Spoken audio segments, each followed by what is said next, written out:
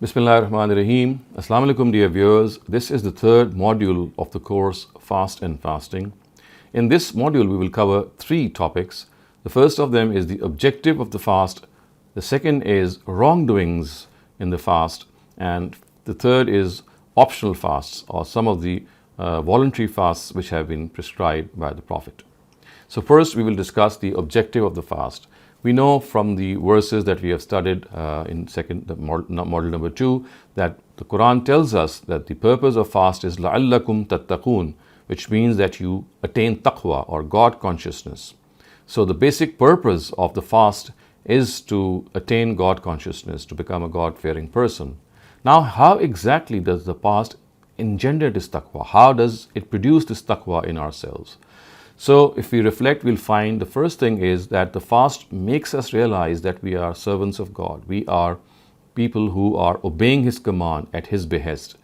We are giving up something which is perfectly permissible to us just because the Almighty has asked us. This is the essence of the fact that we are actually God-fearing people who would like to abide by the limits which have been prescribed by the Almighty. The second way in which the fast engenders taqwa is that it actually is something which revives with full force on us the concept of obedience to God. A person who is fasting would never break his fast, even when no one is watching over him or no one is seeing him. He does not do so even in private. What does this tell us? It tells us that he knows that if no one is watching, God is still watching him.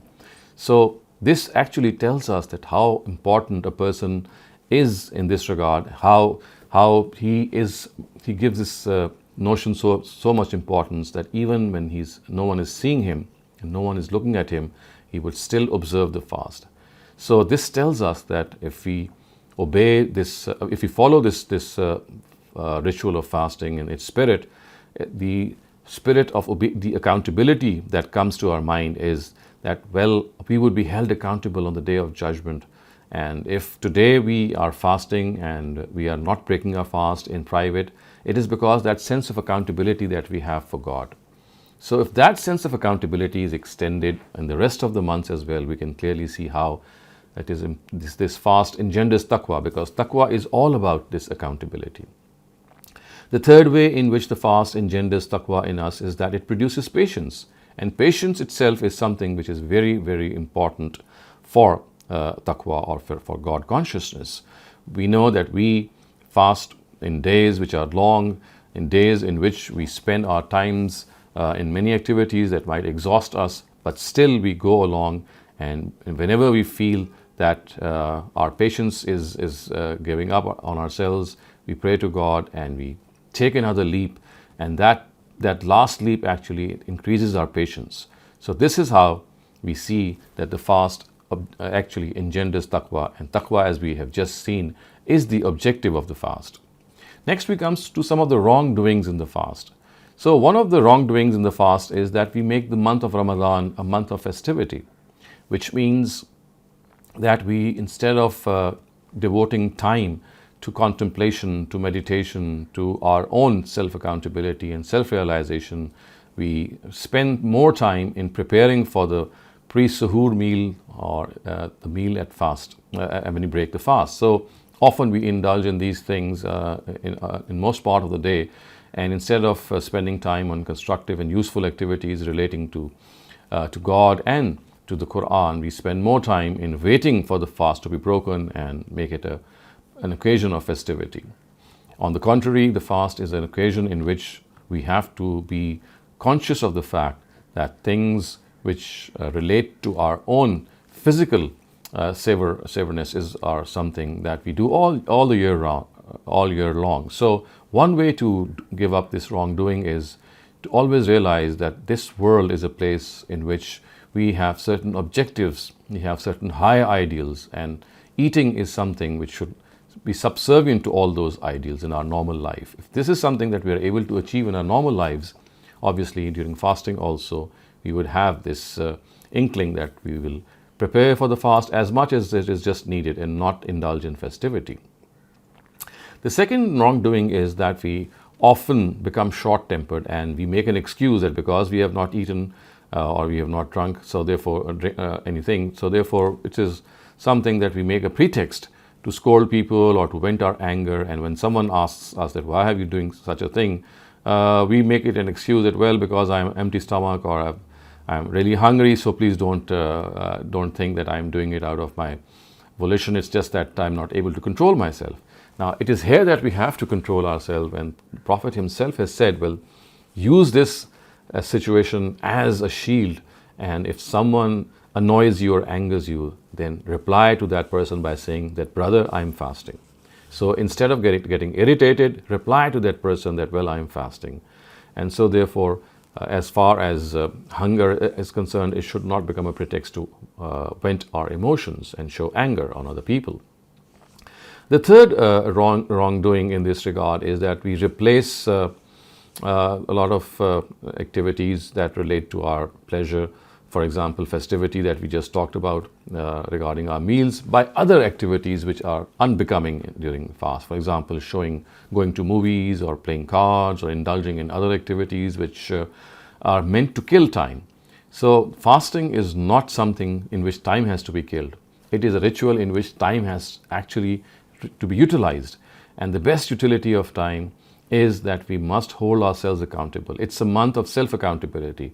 We spend more time in contemplating what we have done wrongly and how we can rectify ourselves. We should spend more time with the Quran. We should spend more time with the biographies of the Sahaba and, of course, of the Prophet himself. So instead of killing time, we have to utilize our time.